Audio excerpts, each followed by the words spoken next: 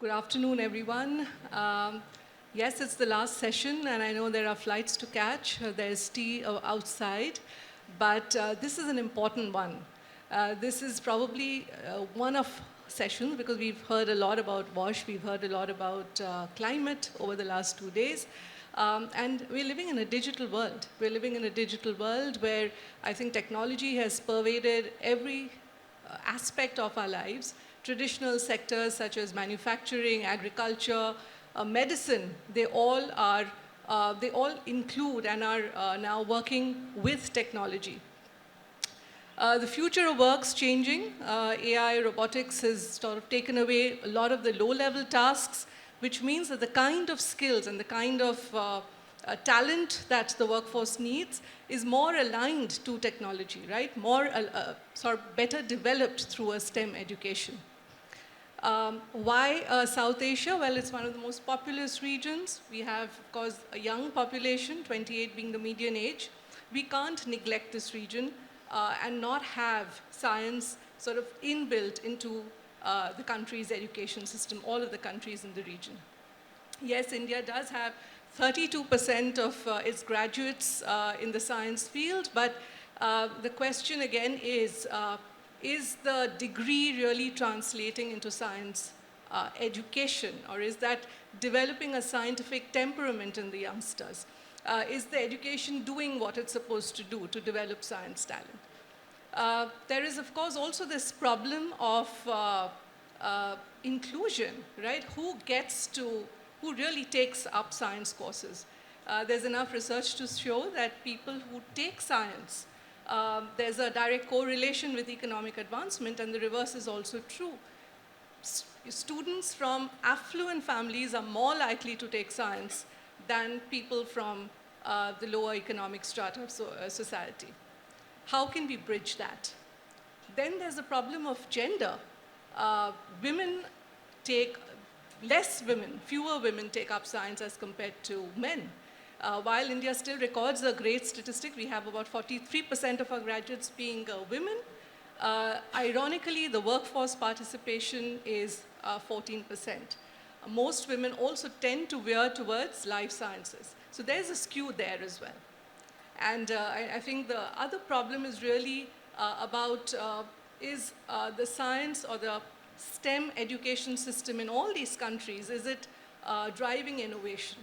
So yes, India is known to have a decent technological workforce, but when it comes to innovation, it is fairly inconsistent, right? And just about 200,000 of the perhaps 3 million science graduates who engage in PhDs or take up research as a profession.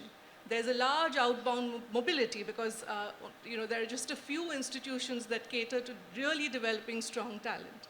The rest are all going abroad and oftentimes don't come back.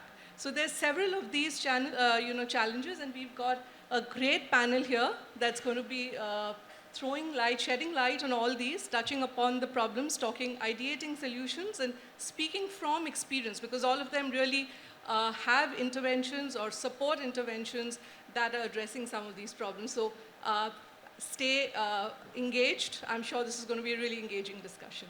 All right, with that, I'll jump straight into the question. I'll start with Pratima.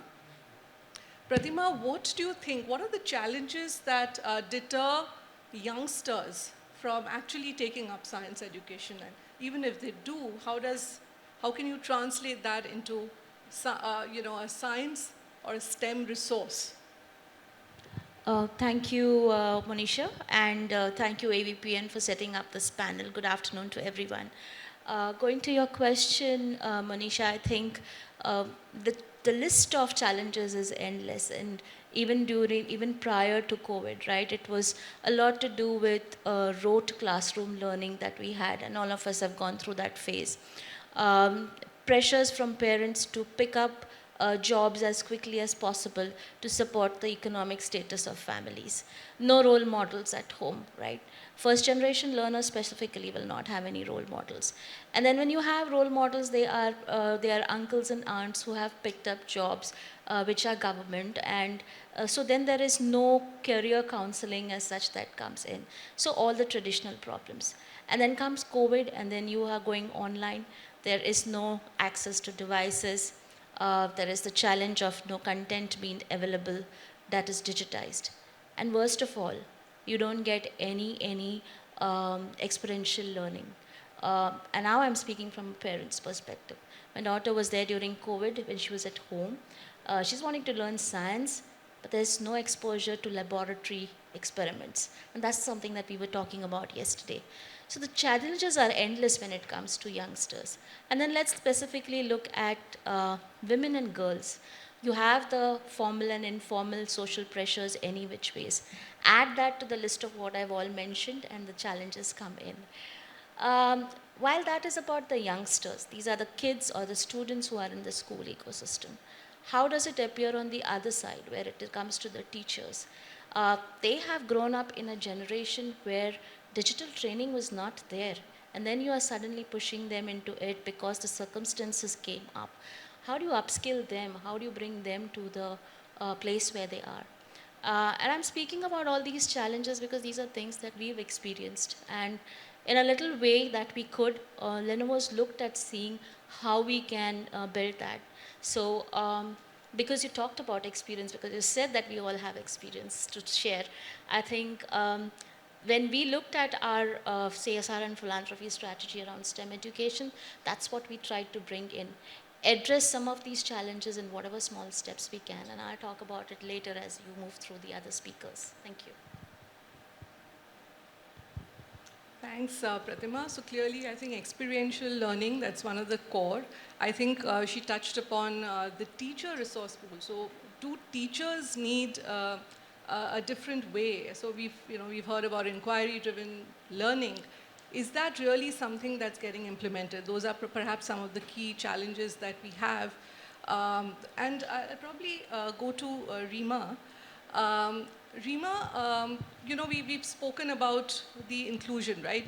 People from affluent families taking up science versus people in the rural areas, people from poorer families. And according to Abhijit Banerjee, his version is that the divide is only going to get deeper as AI and robotics takes over all of the lower level jobs. The rich are the ones who will have the higher order thinking skills, will access the best of jobs, and the jobs left for the remaining are going to be menial jobs like, say, dog walking.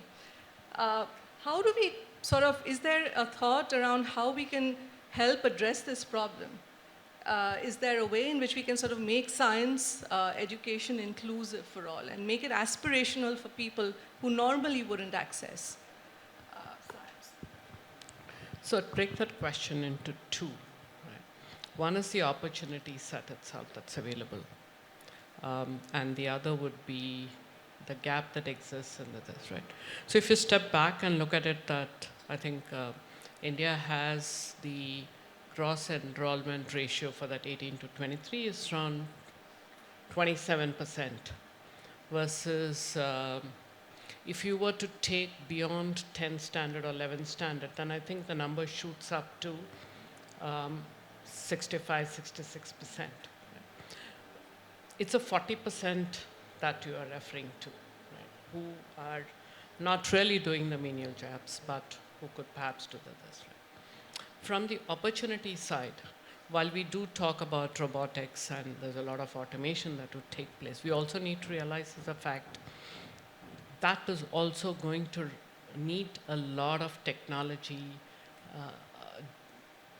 mindset, people having to work with those, whether it's robotics, maintenance, building up manufacturing facilities for that. That's going to be a whole lot of opportunities that would come from that side as well. What we need to see is the fact that this 40-45% of the people who are currently not trained, technology inclined, are not ready for these jobs. Right? And the way that you can address is that you cannot increase number of colleges to be able to address that. Because these may not necessarily be your typical, it's not necessarily the typical graduate kind of things that would require.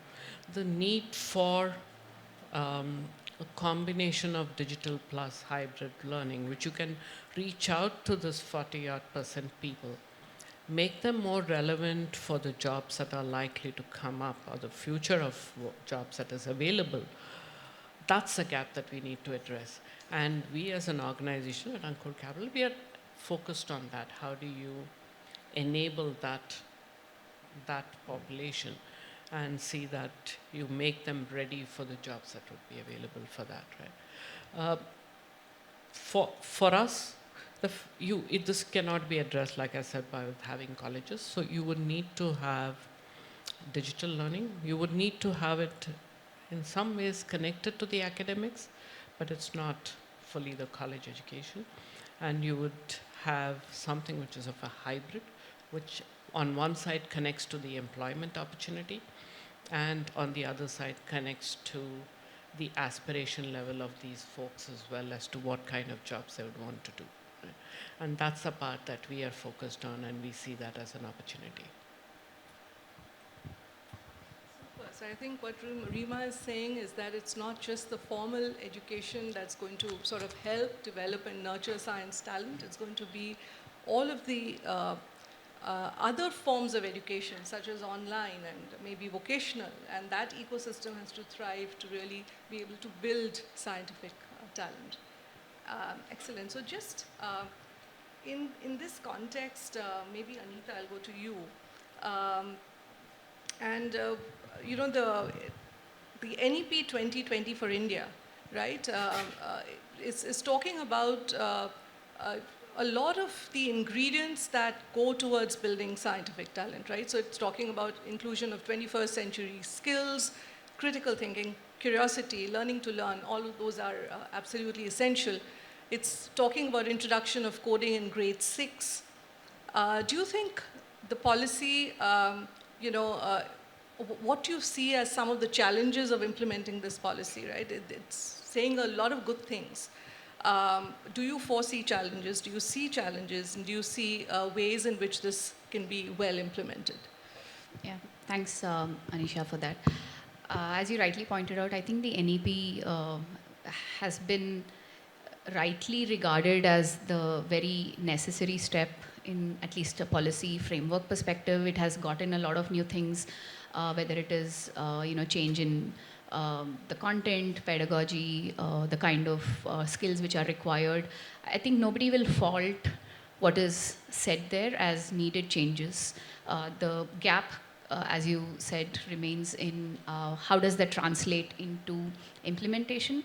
And I can talk from the limited experience we've had in the last 1.5 years or so of running our own education programs, especially Amazon Future Engineer.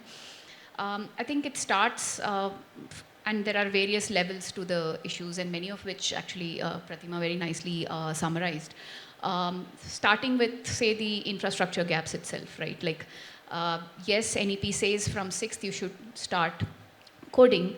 And yes, schools from the central government to state government do get funding for computer labs and things like that.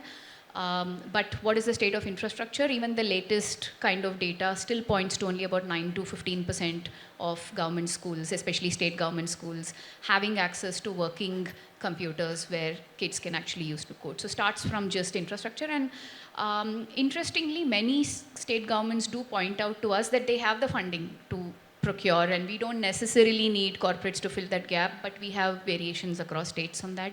So starts with infrastructure. The second comes, of course, in terms of teachers. And it's a bit of an interesting scenario right now, because on the one hand, we do not have, say, teachers who may be equipped to teach computer science or the kind of skills which NEP is laying out. And therefore, yes, they need development. On the other side, I was at a non-profit meet the other day, and there was there's a focus group with teachers in Pune, and they were actually talking about how the government and corporates and funders are spending so much time in educating our teachers that there were times when one teacher was on one training on one headset and another training on another call, so like attending 2 simultaneous training sessions. So I think there is also an overload on some of those things which we haven't yet started measuring what is really helping.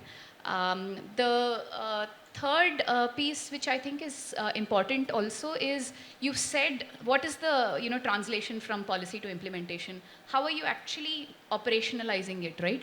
Today, if computer science is not a subject in your education, in your curriculum, how are you going to implement it? Today, in most of the places wherein we are present in about 11 states today, where we work in partnership with the government, with the non-profit partner, it is an extracurricular subject, right, today as computer science. So, which means that the teachers are never going to prioritize this versus your regular math and science. And it's usually, some extra period here, some extra period there.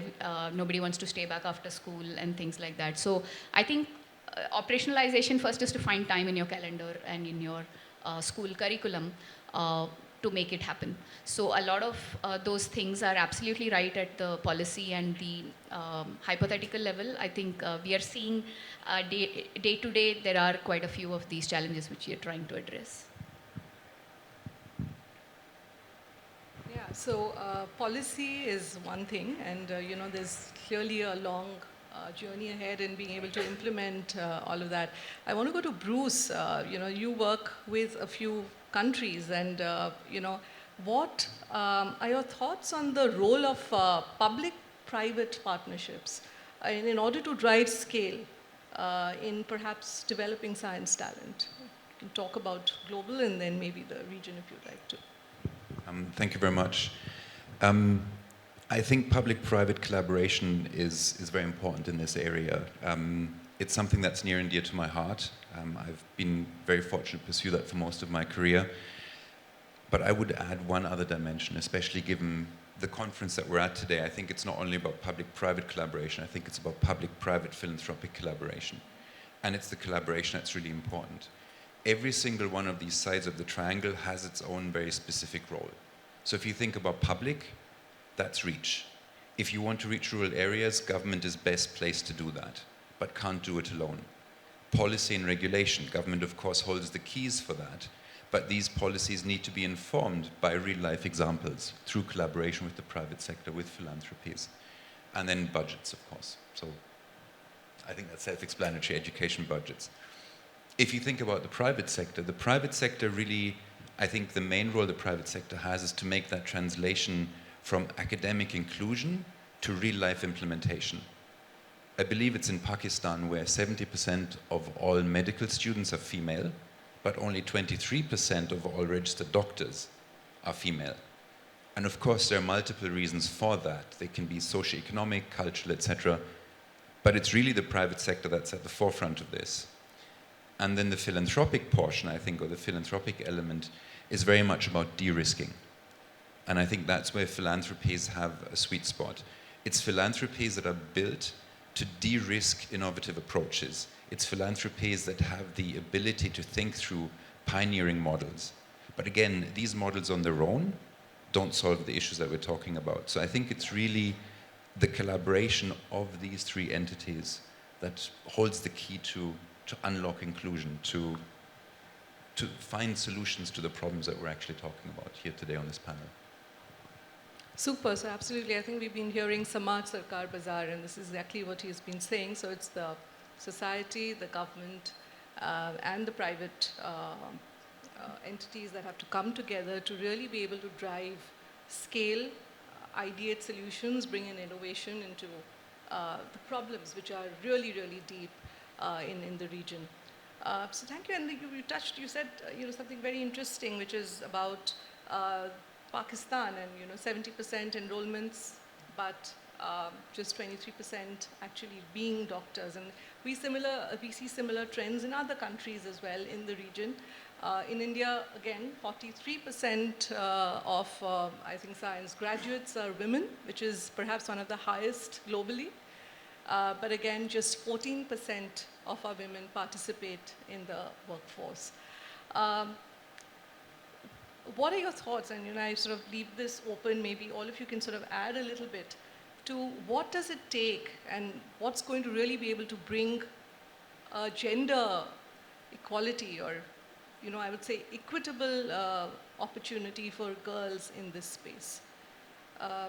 Maybe, Bruce, if you have any thoughts, you can start and we just go this way. That's a very good question. I think a lot of it is fact-based, as well as looking at what your North Star is. Again, quoting a statistic, if today there were gender equality in STEM education in South Asia, by 2025 that would mean a GDP increase of 800 billion US dollars for South Asia. I think if you put it in numbers, it makes it a lot more tangible. I also think that this vicious cycle that is basically created by non-inclusion, especially of youth and female youth, is something that needs to be broken. A favorite quote or a favorite statistic of mine is the seatbelt. So if you have only males in education, the innovation will be very male-centric. The seatbelt was designed with the male body in mind. Women are 40% more likely to get seriously injured in a car crash and 17% more likely to die in a car crash because the seatbelt was designed purely by men. And I think it's facts like that that just highlight how important it is to have a truly inclusive approach in education and especially in STEM education. Thank you. Pratima? Yeah, when you ask a question like that, it's pretty close to my heart because I do have an example and I really worked hard on that, so I would like to share it here. When we started our Made in India manufacturing line at our Puducherry plant, there were mostly men who were in the assembly line, and yet Puducherry is one place where you have a lot of women who come out of ITI colleges. And they would aspire to work in the manufacturing sector, but for some reason would not be joining even when we offered them internships. So we had to actually go down to the communities, talk to their parents, have these focus group sessions to understand from them the reason why they didn't want to come and pick up even internships that we were offering to them in the manufacturing sector. And couple of things that came out which were like so easily solvable. One was to say that they didn't want to do night shifts. Now, where did this come from? We never said that the women had to do night shifts, right? The second one was that it's an assembly line. I don't want to stand so many hours doing those things. And again, that was a solvable solution. So I think some of it relates to the fact that you need to sit with women and try and understand what stops them. It's not possible all the time, but these are some of those low-hanging fruit solutions that can come out when you're building it. So for Puducherry, what happened was we started off giving them internships for maybe 10 women students. But we are in an SEZ zone, so along with us, the other factories and manufacturing plants out there said, oh, we also want to offer. So we've now been the forefronters in providing internships for women from ITI colleges to pick up manufacturing sector jobs, and these are elements that are coming out from the other companies as well. The other example, and because we're talking about teacher resourcing, is we support an organization called Mekshala. Interestingly, it's run by a founder who herself is an ex-teacher. And what she brought to the table when she reached out to us was to say that teachers have 222 days in an academic year to teach. In that, you include the Anganwadi or the midday meal program and the extracurricular activities. Where does she or he have time for his or her own training? So she developed this application that allows teachers to pick up new content that they can take forward in their lesson planning. And it only required a certain hours of training, and the teachers were equipped in digitized content that they can take forward. And that worked really well in COVID. So there are these small pilots, experiments, models that are available that you can really look at building. And I think the NEP has given that momentum. You're seeing these models come out. The government is looking at that kind of work. If you look at the Principal Scientific Advisor's office, that is trying to put that momentum together and trying to ask corporates to come forward and show the solutions that they're working around and see how that can be looked at and implementing. Yes, the journey is long. The previous education policy was there for more than a decade, and definitely this will be there for some time before we find the right solution. I don't know if you want more. I'm sure this is a topic we can talk for 1 hour on, so I don't know if you want. No, I'll just quickly say, I mean, multiple layers, obviously, so we don't need to, talk more on that. But the onus is on, obviously, I'll just talk on the corporate side of it, on what we can do, right? Like, very simple, if you look at the diverse roles that, say, a company like Amazon would have or anybody will have, there are certain roles which will have more women, there are certain roles which will always have more men, right? Like if you look at the PR functions or HR functions, there will be more women, but you look at tech, you look at business, there are always more men. And even a few years back when I had asked one of the other e-commerce companies on why is your gender ratio so skewed in tech? And she's like, yeah, it's only 8 to 10% and we really want to increase it. I said, where do you hire from? We only hire from IITs, right? So the point is that IIT ratio is also 10%. And where do IITs, who gets into IITs? The quotas of the world, where only boys get to go because most parents of girls don't want to send them to those coaching centers. So how you diversify? So today, say the student programs team in Amazon is specifically tasked with diversifying where you hire from, on campus especially, right? And go to the deeper and deeper colleges. And I think the whole DEI agenda, for what it's worth, I think it's absolutely critical for corporates to start becoming more inclusive, right? It doesn't matter if it is a target for you, but you will at least start being more focused in the ways in which you start recruiting, the ways in which you start thinking about what do you need to fundamentally change in your systems. So I'm not even talking about the behavioral, parent, and all of that aspect, right? The other thing that I would like to is the fact we are today at post-COVID, where generally accepted that you can work remotely as well, right? I mean, I'm not saying that not getting into whether remote works or not, but you have lots of opportunities that have come up, right? And this is, I think, an opportunity for us to get more women into the workforce. Because there's lots of jobs that can come up which can be done digitally, which can be done virtually, or the training can happen virtually. And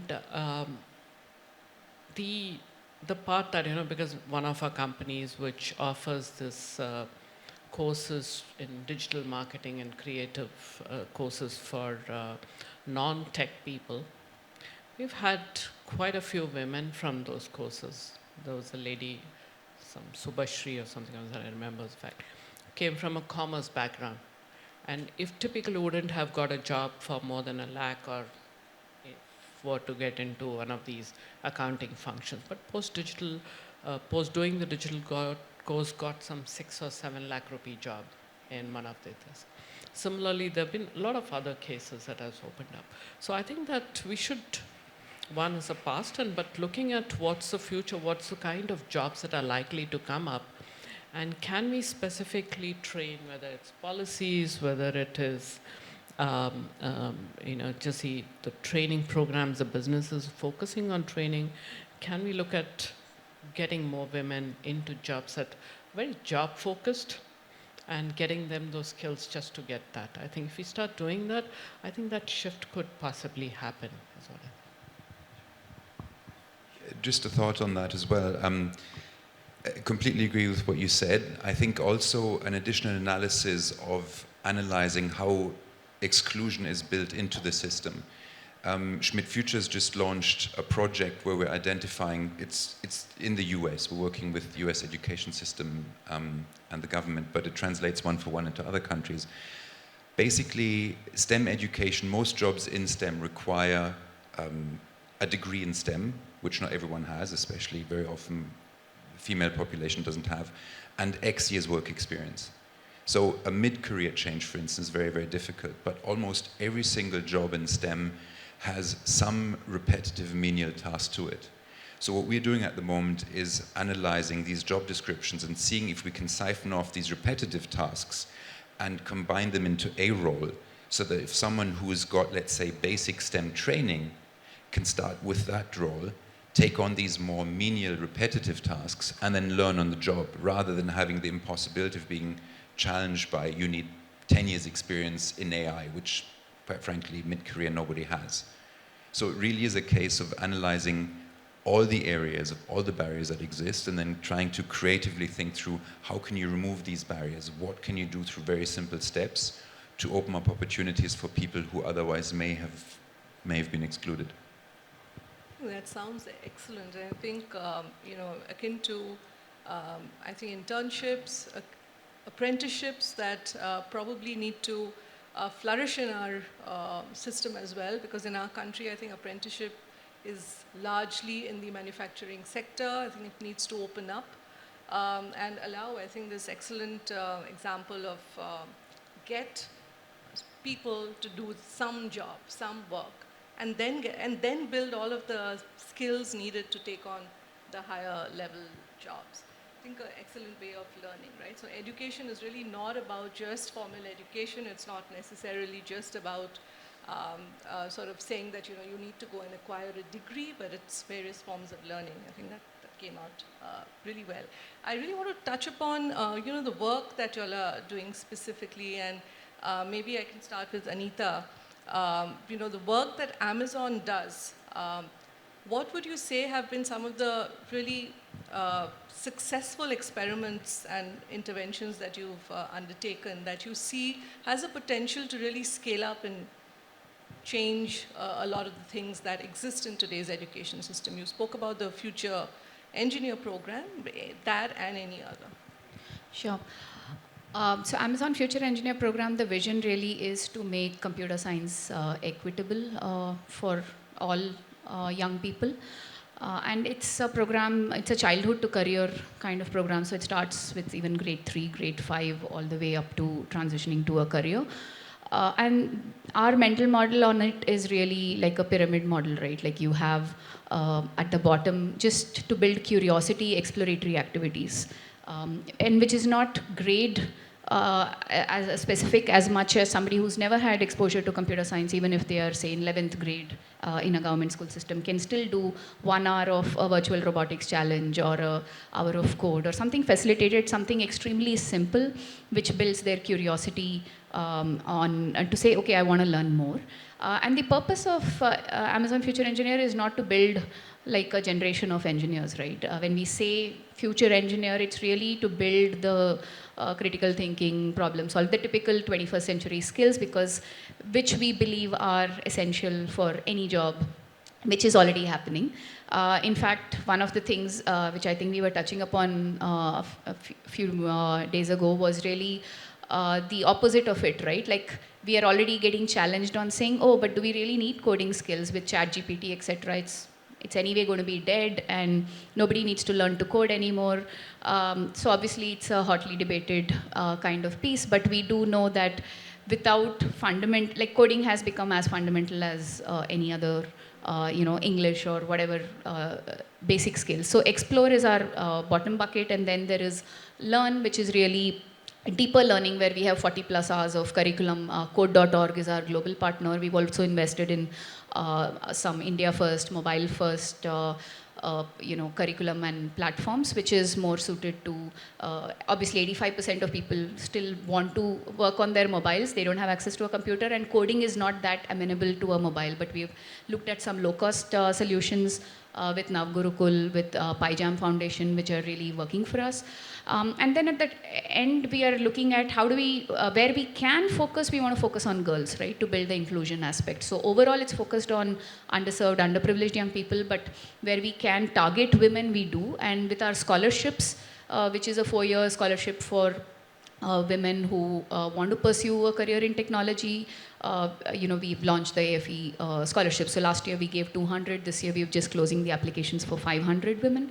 And that's kind of the model. Quickly, from our learnings perspective, what have we tried and what have we changed? people's expectations, whether it's customers, communities, or even internal leaders, is if it's Amazon, it has to be at scale. You cannot do pilots. You cannot say I did 1,000 or 10,000 or whatever. It has to be always in millions. And at the same time, you're balancing, saying, okay, but you just the number doesn't matter. What is the real impact? Don't tell me you only reached, last year we reached 800,000 children with at least 1 hour of engagement. So some of the things we've been trying, which have been working for us, the whole aspect of career exploration, which I think Rema touched upon. Initially, it was part of the Amazon Future Engineer program, where tech people from Amazon, we have 100,000 plus employees in India. So obviously, we have a lot of talent across very, very diverse career paths. And that has always come up as one of the biggest gaps, lack of role models and lack of availability of what does a job. So when you say you are an automation engineer within operations team, what does that actually mean, right? So we are able to do this through this program called Class Chats, where a volunteer is first trained and certified and then goes and talks about his own job and his own path. And many of them actually come from small towns and distant places. They talk about their own journeys, which serve as inspiration for these kids. And this year we've done, it was the first year, and we've done about 800 of these chats, right? It almost means that every day of the year there were 2 chats happening somewhere in the country and in about 6 to 8 languages. So that has been really interesting, and for us to scale it, we are looking at automating the whole matching process, right? The volunteer and the teachers and NGOs putting up slots, and we built a very basic calendaring tool on that and things like that. The other thing which we are kind of flipping on its head was really when the typical model is, okay, let's work with a nonprofit and take these offerings, whether it's curriculum, whether it's teacher development, and give them numbers on how many students they can reach in school. And I think towards the end of the year, it kind of flashed on us that this is a push model, right? Whereas what if we make it a pull model? And we tried with the Pune Diet. It was a completely voluntary teacher training program, which we ran with our partner Leadership for Equity. And it was, I think it was a 40-hour training session, which was offered to any teacher who wanted to sign up.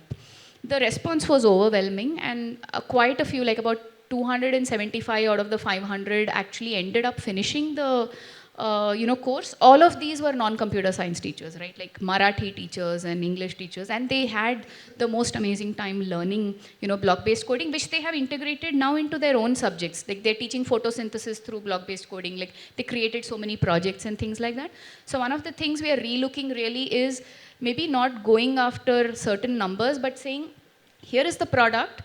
If you like it, then we know it's working, then we will double down on it and make it a more demand-based and putting the onus on us to give them a product or content or pedagogy which is actually useful. And the typical customer obsession model of Amazon. If it's working, you will tell us the rating, and then we know it's working or not working. So that's something we have learned. No, I think excellent. I think a point that really picked up is the mentorship piece, right? And if we're really trying to be inclusive, we want to bring in people from government, students from government schools to study science, I think the mentorship and the role modeling is extremely important. That brings me to Bruce. I think, your RISE program, which also works with younger kids from 15 years, I think just tell us a little more about it, because I do remember that mentoring is an important part of that program, isn't it? It is actually, yeah. So Schmidt Futures is a relatively young philanthropy. It's only 5 years old. Our focus is on talent, and talent specifically around science, tech, and increasingly sustainability.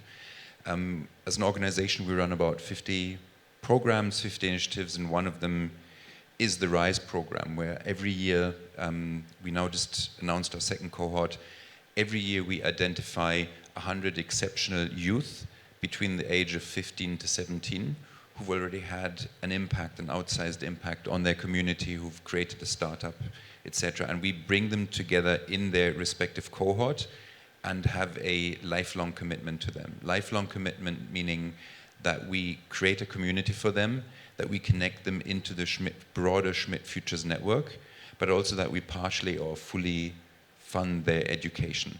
And mentorship is a very big part of that. I'm here with a couple of colleagues actually in India at the moment, also under the guise of another program that we have, which is the Quad Fellowship. And we talked about mentorship and role models earlier on. So the Quad Fellowship is basically the first talent exchange by the 4 Quad countries that has been put in place. We were asked by the White House to operationalize this program and run the program for the Quad Fellows. And we just announced our first cohort again of 100 outstanding youth who are either doing a master's or a PhD in a STEM-related topic. And we will provide us a scholarship for 1 year up to 75,000 US dollars. And the idea, the end goal is to have a multilateral exchange of talent in STEM across the 4 Quad countries, maybe even beyond. But coming back to the role model topic, so one of the people that we've just announced in the cohort is Tija, and I'm going to have to, that I don't get it wrong, I'm going to have to look at my notes here, but she's a grad student in the US from India, and she learned directly about the effects of global warming and climate change, not from TV, but from living in Chennai in a 2-room house. Only when she started traveling did she realize that Chennai was really enduring the brunt of climate change that really was imposed by other global locations. So number one, what she did is that she created her own startup for waste removal in undergrad, and we're now financing her chemical engineering degree, where she's looking at sequestering CO2 from the air and translating that into valuable chemicals and fuels. And it really is this kind of role model where someone who comes from Chennai is far from rural, but where someone comes from a background that usually is closed to STEM, that is usually close to of having the ability to enter this kind of career is outstanding. And one quote that she had, I think, particularly stuck with me. She said, "We very often get trapped in talking about technologies of the future, when in reality, we should talk about technologies of the present." And I think that's really something to ingrain in STEM education. It's not necessarily technologies of the future, it really is what do we have today and what can we build on today. Excellent. I think fabulous initiatives. I think maybe if anybody here wants to learn more about this initiative, collaborate, I think that would be fabulous. Shameless plug, schmidtfutures.com. You can see programs on the Rise Fellows and the Quad Fellowship. All right. Rima, you've got a whole lot of bunch of organizations in your portfolio which are in EdTech, and some I saw even in deep tech. This is all primarily a lot to do with digital and online learning. And I know the pandemic has given this a push. I think people have started accepting online learning a lot more. But do you think this has got the potential to really change the landscape of building scientific talent, particularly in the nations like ours? I'd give you an example of the fact that we have an investment in a company called as Josh Talks, which creates videos, inspirational videos, across a bunch of Indian languages, in this case Hindi being the largest that they have. Right. Last month, they had 90 million views on YouTube.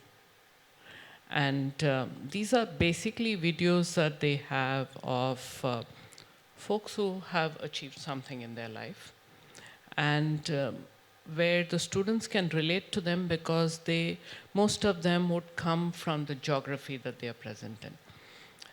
They have thousands of examples of, let's say, somebody who's cracked the UPSC exam, only because of the fact that they got inspired by that person because that person comes from a similar background in a small town like in Muzaffarpur or something.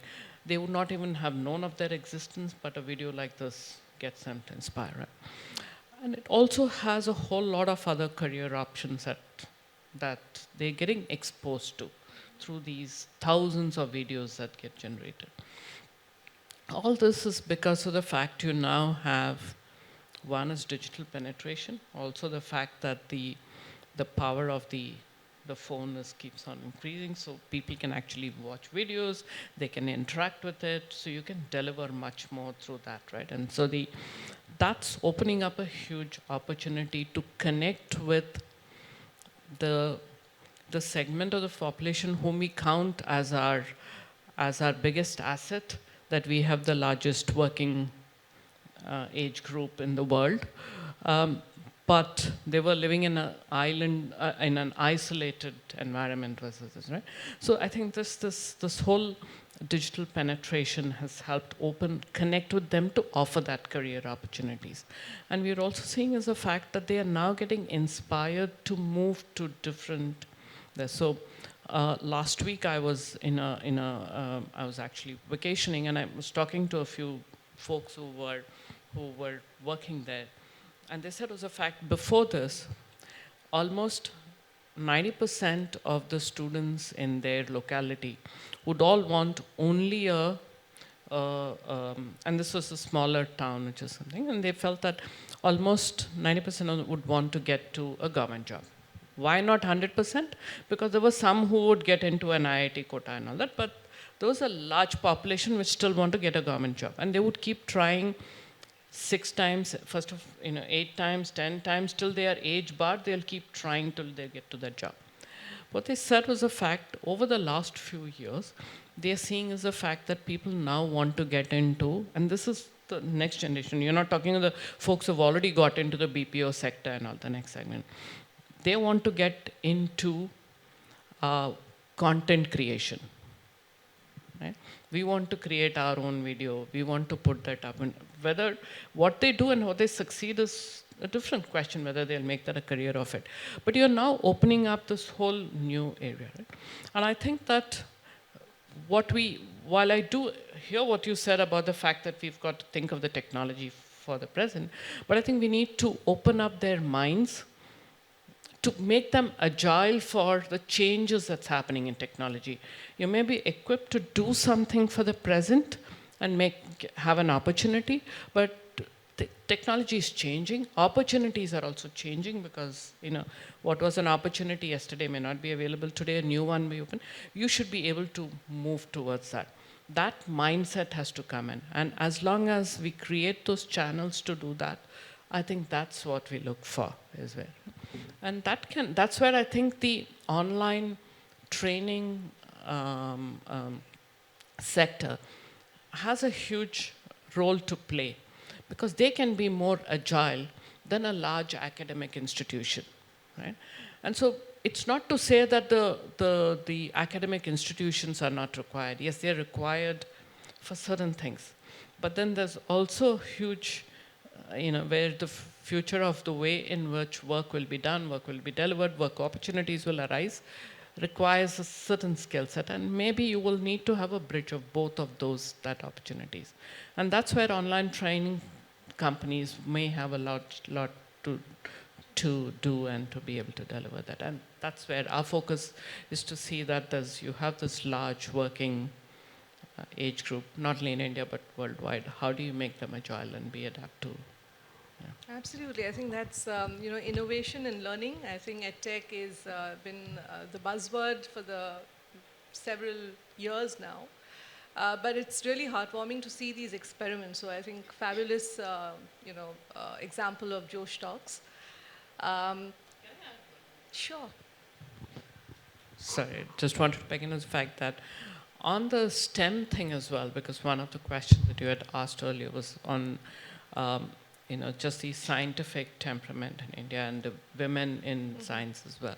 While the dropout rates and all that we had seen earlier was much higher, I would say that, with COVID, with what had happened after that, the number, while in life sciences and others, you have a lot more women in that who are in research. But many of them are also pursuing entrepreneurial journeys. And we do have institutions like BIRAC in India, which are promoting that, to provide that grants so that people can start out something on their own or not. You actually have a lot more women who are moving into being SMEs, entrepreneurial journeys in the STEM this. So there's a lot more that's happening. So I'm very hopeful and positive on that front. We all have to be hopeful, and those are great trends. And I come to you. I think a very important question. So we've heard of, a lot of the other ways in which one can learn. Yes, school and college and curriculum, but we know the challenges of scale. We know the resources that exist. So we're talking about building that ecosystem with supplementary interventions. We're saying role models. We're saying, mentorship. We're talking about online learning. We're talking about creating an ecosystem in which the entire journey can be mapped. You represent really the CSR and the funder space there. What would be some of your perhaps ideas or suggestions to the ecosystem of CSR, where we know that there's a lot of money that's being pumped into education. A lot of it goes into maybe early school education. How can we design better to really build scientific talent, bring in all of this? Any ideas there? So one of the things I'd like to go back to what Bruce talked about philanthropies, right, in the public-private and philanthropy partnerships. I think collaborative philanthropy is one way to go forward when you're looking at building a STEM ecosystem. And these were the conversations that we were having with ABPN, and then last year, with that support, we launched a collaborative fund of $1 million that was going to STEM opportunities for girls and women. But we didn't do it in only a single market, because while that list is unending, it is also a list that kind of repeats in every market in Asia Pacific. And so the idea was to pick up the 5 markets where we think that you could have models that A, can be replicated, B, that could be best practices, C, could be model that really comes out of the blue.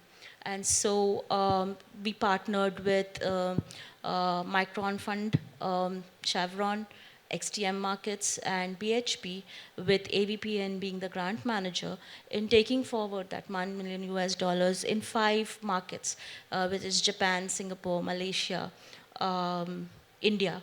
Am I missing anyone? Yeah, I think 5 markets forward. So that's one of the things that we did.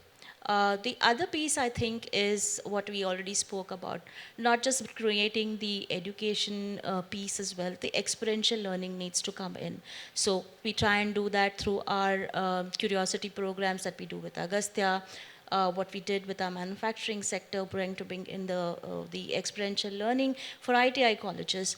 And from there also we said that, and like Anita talked about how people were recruiting from ITIs, that was a phenomenon that was happening in Lenovo as well. And when they saw the success of it in the manufacturing sector, they were open to picking up placements from the programs that other companies were supporting and skilling.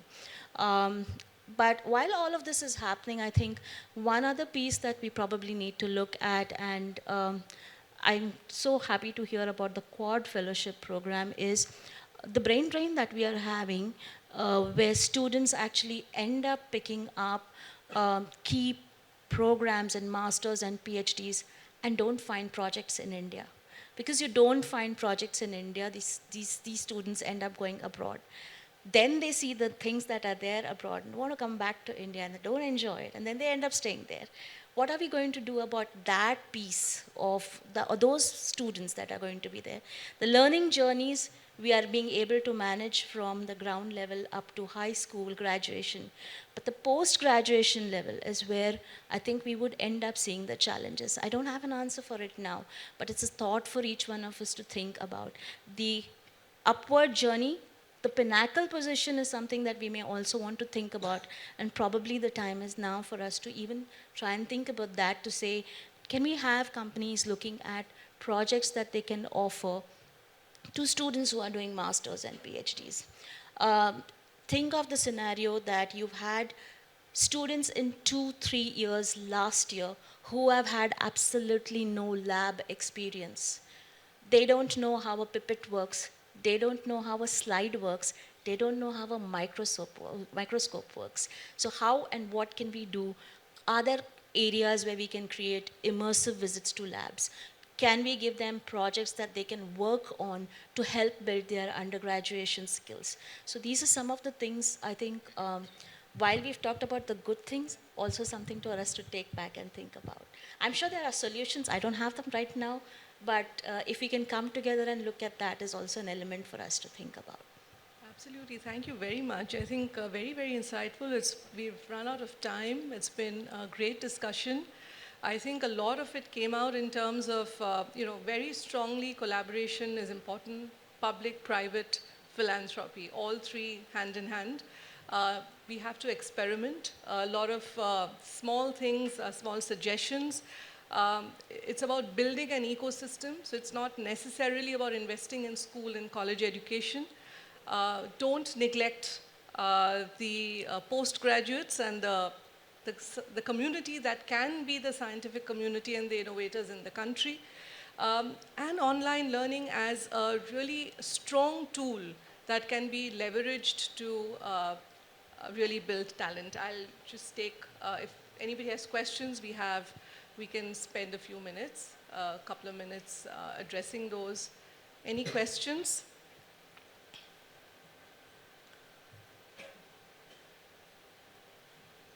Okay, so I think people have you answered all the questions through your discussions, but it's been great.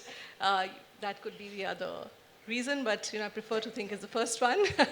But it's been a great discussion. Thank you all so much for sort of coming in, and thank you AVPN for organizing this panel. It's been fun. Thank you.